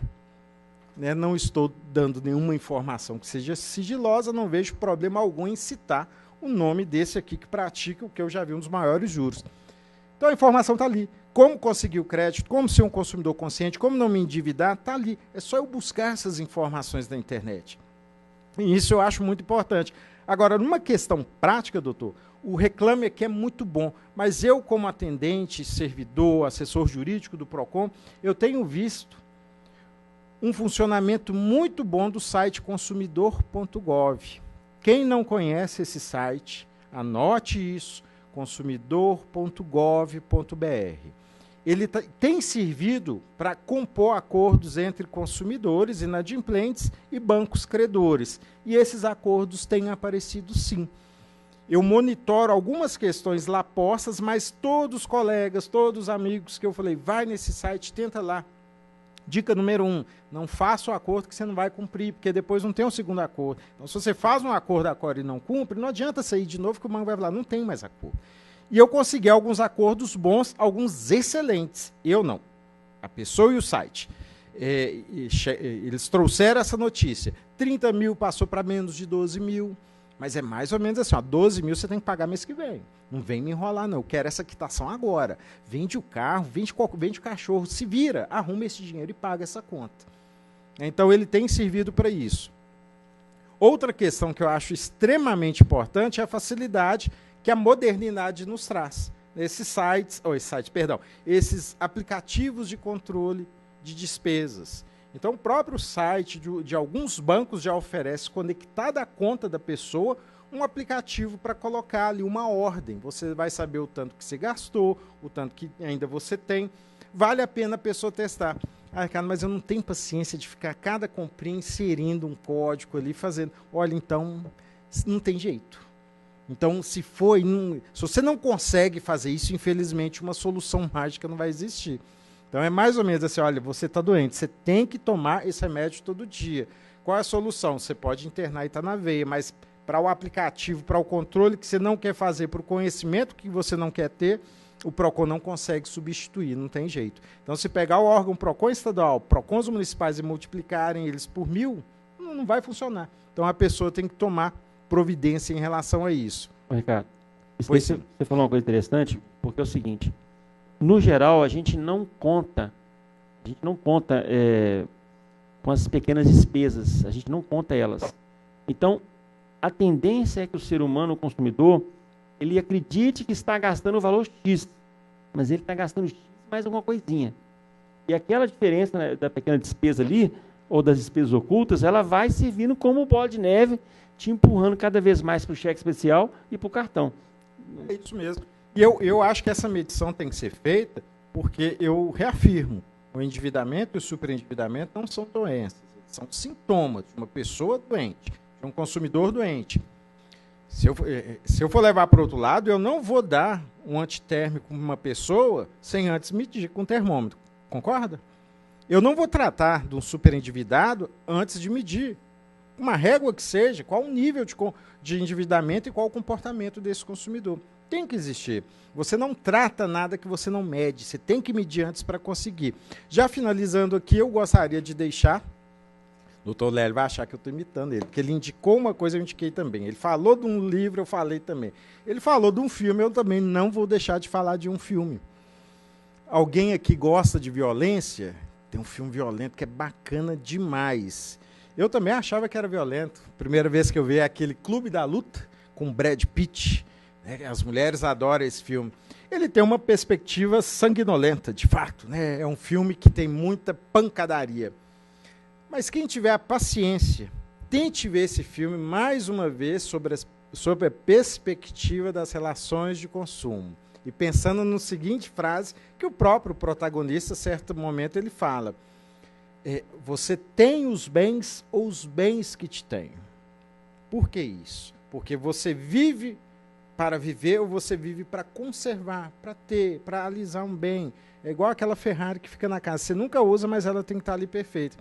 Vale uma reflexão fortíssima. E depois eu fui assistir com os outros olhos esse filme. Ele simplesmente é um filme incrível. Ele não é um bom filme, ele é um filme incrível. Assistam. Pessoal, então é só. Deixo aqui, fico muito feliz, repito mais uma vez, de participar de um evento tão importante. E muito obrigado.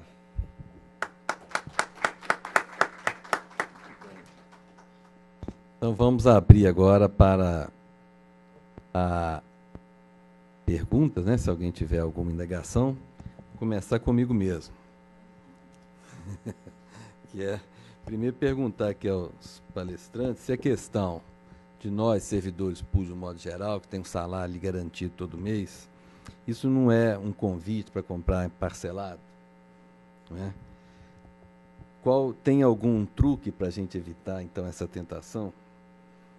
E em relação a esses programas de fidelidade, eles têm alguma armadilha também para o consumidor? Né? Com essas duas questões de início. Tá, vou comentar rapidinho aqui. O Ricardo também comenta. A sua primeira pergunta foi bem interessante. A gente saber o dia do pagamento, saber que vai cair o valor X ali, não seria um convite para a gente gastar? Mas também não seria um convite para a gente separar 20% ou 15% e já investir também no dia que cai, e aí, tipo assim, usar os outros 80% ou 90%, assim, que eu também vivi... Até juntar para você comprar o carro, como o carro logo. Sim, mas o que acontece? É igual eu falei com vocês, grandes fortunas foram juntadas no longo prazo com juros compostos no pequeno 10%. Tem um livro que chama O Milionário Mora ao Lado, que vocês podem ler esse livro, que é fantástico. Como que grandes fortunas foram construídas com esse pequeno 10% todo mês. Ó. Mas demora, mas funciona. Então, assim, eu quero colocar o seguinte, da mesma forma como há um convite para a gente gastar parcelado porque a gente recebe no dia exato, mas também há um convite para a gente investir também, parceladamente.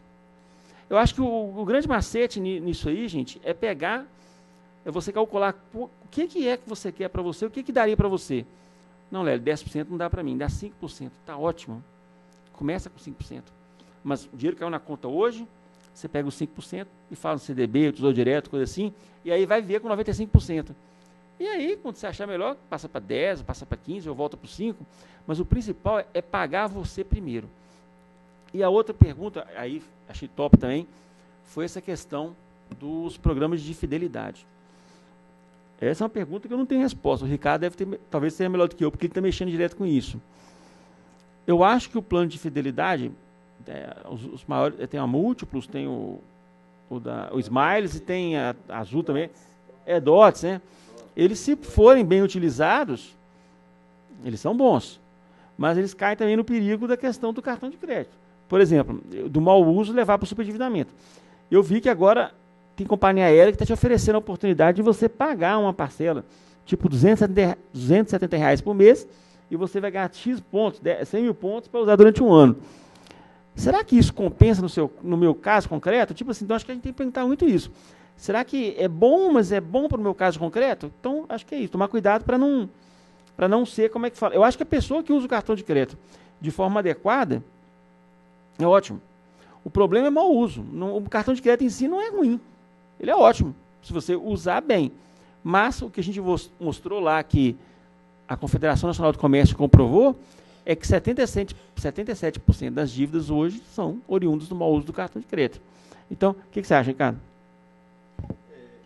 Primeiro, sobre a questão do servidor público, tem que ter um certo cuidado sempre, né? A crise pode chegar, aquele não pagamento pode ocorrer, nós já vimos em alguns estados, isso acontecendo ao longo desse ano, para servidor atrasando, sendo parcelado, aqui em Minas já aconteceu. Me lembro bem da época de 1994, 95, 96, quando o servidor do Ministério Público e os membros do Ministério Público recebiam com 12, 13, 17 dias de atraso, recebiam dia 17, dia 20. Esse pequeno atraso, ou esse pequeno descompasso do pagamento, já é o bastante para levar a pessoa a um estágio de endividamento, quiçá superendividamento. Então, dependendo do valor que está colocando a jogada. Então, aquela precaução tem que ter. Eu fico imaginando assim, eu tenho que pensar como se fosse uma tempestade. Ela pode vir, ela pode destelhar minha casa. Eu tenho que ter esse dinheiro, porque eu não posso ficar com a casa destelhada. Não tem como eu fazer nada. Né? Se, porventura, ela levar meu carro, talvez eu consiga viver. Mas pense no destelhar. Eu preciso do dinheiro para pôr telhar na minha casa, que pode vir um vendaval. Sobre a questão desses programas de fidelidade, anteriormente, eles usavam esse programa para amarrar o cliente. É você ter que voltar, se a gente for no programa de fidelidade lá atrás, é de você voltar naquela loja e pagar o boleto dela. É de você ter uma conta no caderninho. Ele te conhecia, mas você ia todo mês pagar e acabava levando um outro bem, um outro produto. Isso foi mudando, principalmente com a tecnologia. Hoje, os programas de fidelidade, eles se aproximam muito da análise comportamental do consumidor. Então, às vezes, tem gente que fala assim, mas pô, o DOTS não ganha nada comigo, porque tem poucas lojas. Ele ganha demais. Ele ganha demais da conta, porque ele tem a análise de uma pessoa que é trabalhada com outros algoritmos, no que nós chamamos hoje de Big Data, né? Então, eles são trabalhados de uma forma monstruosa. É difícil a gente entender isso. Quem tiver interesse, vai lá no YouTube e põe Big Data, consumidor, vai ver que a Intel, a IBM, Microsoft, Google faz isso perfeitamente. Ele sabe o dia do ano que você vai querer comprar uma mala. Pô, mas tem 365 dias, mas ele está te estudando tem 10 anos. Tem 10 anos que você está mandando dados para ele, ele sabe que, pela conjuntura, está na hora aí de você comprar uma mala nova, porque a que você comprou já gastou e tudo mais, por aí vai. Então, essa informação privilegiada, sensível do consumidor, ela é uma moeda que não tem como a gente mensurar o valor. Ela é uma moeda extremamente preciosa. Tem mais uma pergunta e não passa mais. Tá? Substituir o seguro do automóvel pela proteção veicular é um risco grande ou não? E aí, Ricardo, eu já entrei com várias ações lá em Valadares por causa disso já, né? Eu não tenho Eu, francamente, eu não estou aqui em nome de nenhum segmento, jamais estaria. Eu estou em nome aqui da defesa do consumidor. Apesar de ter havido uma certa adequação contratual dessas associações de proteção veicular, elas não são seguradoras. Ponto final. Então, elas vão conseguir atender o consumidor num determinado patamar, em situações mais cotidianas, leves, mas elas não têm, por exemplo, aquele fundo de gestão, eu não me lembro o nome perfeitamente, mas seria como se fosse uma garantia de milhões e milhões ou bilhões de reais que elas têm para uma catástrofe, quem sabe, uma chuva de gelo, pense assim. Então, uma proteção veicular regional em Governador Valadares, talvez ela dê certo ali, mas a primeira tempestade que colocar em risco vários veículos ou em dano vários veículos, ela vai falar, olha, não consigo mais pagar. Então, a nossa recomendação é que não confunda uma coisa com outra. É bacana a gente parar para pensar nisso e parar para pensar o seguro cada vez mais alto, e é uma situação, a gente fala da apólice, nós falamos da apólice seguro, incompreensível ao consumidor. Então, uma apólice de seguro, ela é incompreensível, inclusive, para a gente, que trabalha, operadores do direito. Quando vocês pegarem um contrato de seguro, vocês façam um contrato, né? Aquela folhinha apólice, não. Se o senhor falar, eu quero meu contrato de seguro, eles vão te dar umas 50 a 60 páginas, com glossário. Ou seja, você tem que ler lá atrás e entender. Há um movimento para a simplificação disso. Semana passada o Procon participou de um evento sobre isso. Mas voltando à questão, não troque o seu seguro. Se você trocar, pense, primeira coisa, é um segmento um pouco desgarrado da regulamentação. A SUSEP, que é a Superintendência Nacional de Seguros Privados, ela não tem nada a ver com essas associações. Segundo ponto, você pode ficar sem ter como receber por um evento mais catastrófico, ou nem perto disso, um evento mais massificado. Terceiro, você não vai poder ir lá no Procon, não.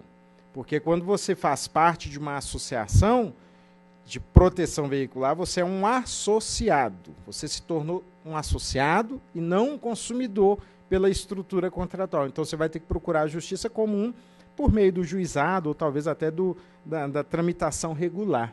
Tá? Então, eu não aconselho isso. Por favor.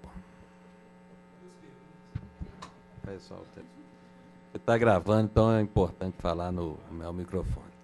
Eu tenho duas perguntas. Quando o consumidor ele já está superendividado, então assim ele está com o nome no SPC, no Serasa, ele não tem margem consignável para fazer um empréstimo consignado para pagar dívidas, porque ele já está pagando. Qual que é o caminho que ele pode... E vamos supor, ele tem, por exemplo, R$300 para pagar as dívidas por mês, mas o banco só aceita 1.000, 2.000, por exemplo. O que ele pode fazer para sair dessa armadilha, né? O Ricardo até falou do site para fazer acordos, né? Eu penso que a única forma é tentar acordo mediado por um órgão de defesa do consumidor, porque se você sozinho não consegue pagar o que você pode, porque o credor exige que você pague mais, né?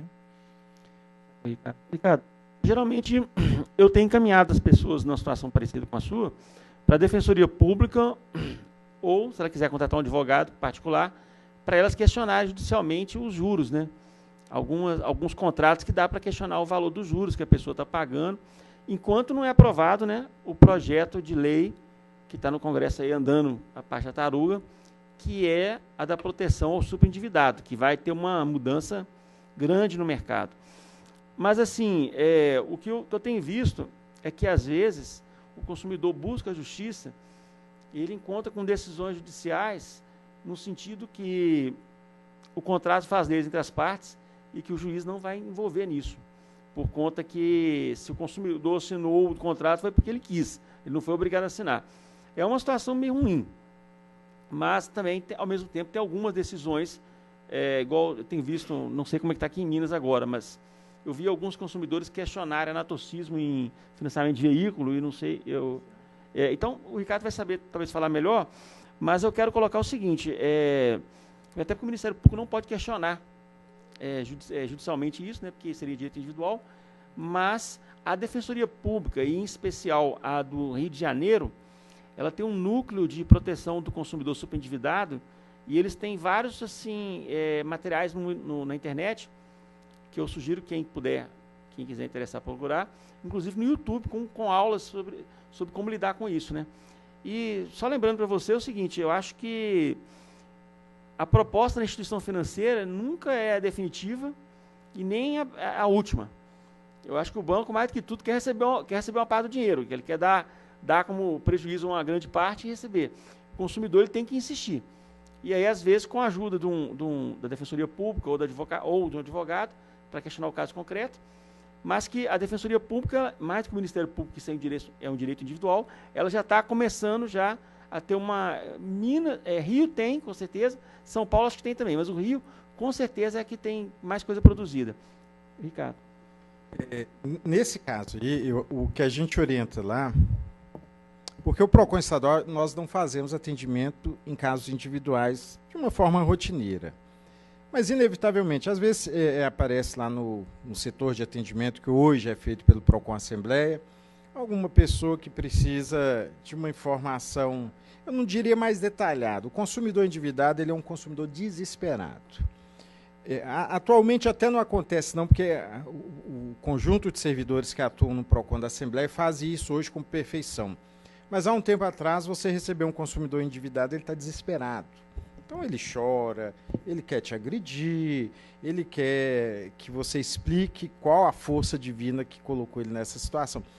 Quando eu converso com uma pessoa assim, e eu descarto irregularidades contratuais, ou seja, o contrato foi legal, você é uma pessoa sã, porque tem um outro lado também, doutor. Tem um outro lado lá que você vai ver se você fez esse empréstimo, uma pessoa de 70 anos, não fiz. Como não? É o Banco X, o Posso Ajudar, chegou lá no caixa eletrônico e saiu. Todo mundo já sabe qual banco eu estou falando. Então tem essas fraudes rotineiras que o tratamento é outro. Não, você vai no PROCON, alguns casos vai para a promotoria e vai para a Justiça Comum. Quando eu falo que é uma regularidade contratual, até mesmo publicitária, não foi detectado aí uma irregularidade na publicidade, momento pré-contratual, nem na fase de contratação. Está tudo certinho. Ele fez, como a gente sabe.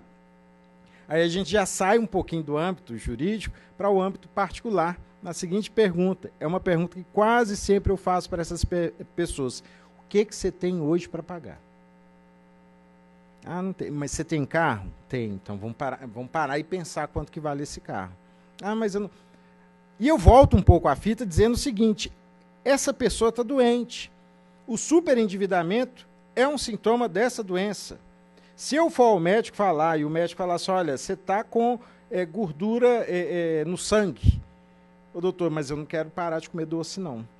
Você está com princípio de cirrose. Mas eu não quero parar de tomar cerveja nem uísque, não. Perceberam? Então, se eu chego lá com um sintoma clínico, eu tenho que mudar de comportamento. Se a pessoa chega até o PROCON com a doença que causou ela o sintoma do superendividamento, você vai ter que mudar de comportamento, sim. Você vai ter que vender seu carro. Mas ficar um ano sem... você vai vender seu carro. O que mais você tem para dispor? Você consegue fazer isso, fazer aquilo? Eu estou fazendo um curso, planejando uma viagem. Vamos cancelar. Vamos cancelar. Você está na hora de mudar comportamento como uma pessoa doente tem que fazer. Estou com muitas dores nas costas, você vai ter que fazer uma caminhada todos os dias. Mas eu não quero, então vai continuar, porque não tem remédio para isso. Perceberam? Então essa conversa, Flávio, eu tenho claramente com as pessoas. Claramente, ao ponto de tento nunca ser ríspido, porque não é papel da pito da lição, mas eu tento intrometer, né, na vida da pessoa. Mais ou menos, vão ali, vão conversar, fecha a sala, o que a gente pode, o que você pode fazer para isso? Então, nesse sentido, a gente consegue sim. Da Caixa Econômica Federal, foi um empréstimo de uma pessoa de mais de 30 mil reais, tudo bem que era rolagem, aquela dívida, juros sobre juros, e apareceu a proposta de 12 mil reais. A pergunta que eu fiz, o que você pode fazer? Vende o que você tiver que fazer. Eles te deram até o final do mês. Corra para isso. Mas tem não sei o que, meu pai eu tomei... Liga para ele, está na hora do perdão, minha filha. Dá um jeito. Você consegue esse dinheiro, paga aí e quitou essa dívida. Então a gente vai muito nesse caminho e tem dado certo. E eu vou te falar mais, os bancos fazem isso também. Os bancos começaram com isso. Por quê, doutor Lélio? Doutor Antônio? Porque os bancos estão vendo que se eles não fizerem esse tipo de conversa, é uma dívida perdida. Então, um banco que antes ficava muito insistindo para o consumidor, não, mas tem uma nova linha de crédito que ela serve para você. Eles estão diminuindo esse procedimento. E já partindo do procedimento, assim, o que você pode oferecer à vista, né, para quitar isso? Porque esse refinanciamento, nessa situação que nós estamos agora, isso é arriscado até para as instituições financeiras.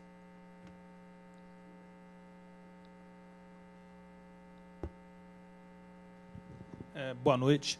Minha pergunta é sobre o cartão de crédito. No caso, como o senhor mostrou ali, que realmente talvez seja realmente a ferramenta que mais induz você ao gasto e ao endividamento, né?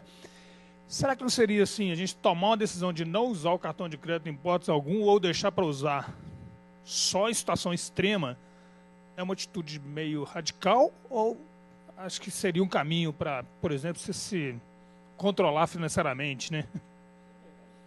Eu conheço gente que só usa o cartão de débito, que ele prefere não... Aí eu falei, mas aí a questão da milhagem e tal...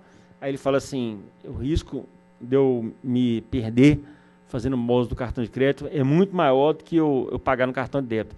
Então ele tem, para uma emergência, de repente, usar o cartão de crédito, mas ele só paga no cartão de débito. Eu conheço muita gente que só faz isso. O inverso também é possível. Então, eu conheço, inclusive, uma pessoa do Procon, e durante um grande período ele pagava tudo no cartão de crédito, anotando e conferindo, e o pagamento dele, ele pagava o cartão de crédito. Então, se ele tinha uma despesa de 1.000, ele recebia 1.000, no final do mês ele ia lá pagava o cartão de crédito. Ou seja, ele tinha um controle em relação à compra dele. Francamente, eu acho que não é fácil fazer isso. Mas eu acho que é um sistema você ficar longe do cartão de crédito, sim. O grande problema é que nós caminhamos hoje para uma tecnologia que você vai pagar por meio do celular, do smartphone. Então, aquele dinheiro de papel ele vai deixar de existir e vai existir aqui dentro, de forma de cartão de crédito também. Então, já tem. Então, essa simbologia hoje do smartphone faz tudo, ele vai virar a sua carteira. Você vai pagar encostando a senha, não vai ser digitada na maquinela, vai ser digitada aqui. Então, a gente tem que ter atenção para isso. Ou seja, o crédito, a tendência é que a tecnologia nos facilite esse crédito. E eu acho que a consciência do consumidor ela tem que falar mais alto, ela tem que valer mais do que simplesmente o dinheiro, o cartão, o que seja o meio de pagamento.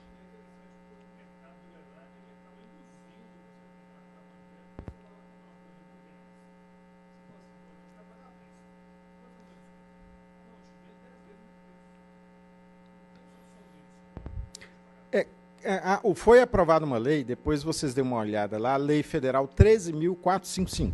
Ela foi aprovada agora, ela permite a diferenciação do preço quando o produto é pago por cartão de crédito, em dinheiro, em cheque, quem ainda utiliza. Na verdade, é uma lei muito simples que fala assim, pode o comércio diferenciar o preço do produto em virtude do instrumento de pagamento ou prazo.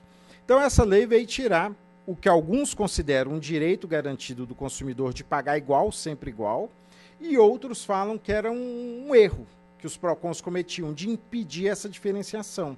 Quando a gente vai no comércio, fala assim, peraí, mas é R$1.000 ou 3 vezes R$999? Ele vai falar assim, é culpa do PROCON, porque eles não deixam diferenciar, eles não deixam te dar desconto. Então, isso está começando agora, eu consegui experimentar na região leste de BH, em posto de combustível, na verdade, num posto de combustível. Na hora que eu estendi dinheiro, ele falou, não, então fica mais barato. Então, está começando a entrar aqui. Eu, francamente, acho que é composição de preço. Eu tenho uma crítica, apesar de estar no PROCON, apesar de ter uma opinião divergente de muitos promotores de justiça, inclusive o meu chefe, doutor Mauri, a diferenciação de preço ela pode ocorrer, porque ela faz parte da composição de preço. O Estado, não tem que ficar intrometendo nisso. Então, se para vender no cartão fica um pouco mais caro, cobre de quem usa o cartão. Se quem te paga em dinheiro, ele não oferece aqueles gastos, cobre menos dele, e ele vai escolher qual que é mais vantajoso. Enfim, é uma discussão que já vem há 20 anos, agora tem essa lei. 13.455. Talvez essa realidade que você falou, ela comece a mudar. Bem, então, já com a adiantada da hora, vamos encerrar agradecendo aos dois palestrantes. Foi uma palestra muito bacana, bem objetiva e que nos ensinou um pouco mais da educação financeira. Então, deixo aqui o certificado com o Ricardo Amorim, com o Lélio Calhau, e contamos com vocês para uma próxima jornada. Muito obrigado a todos. Obrigado, boa noite.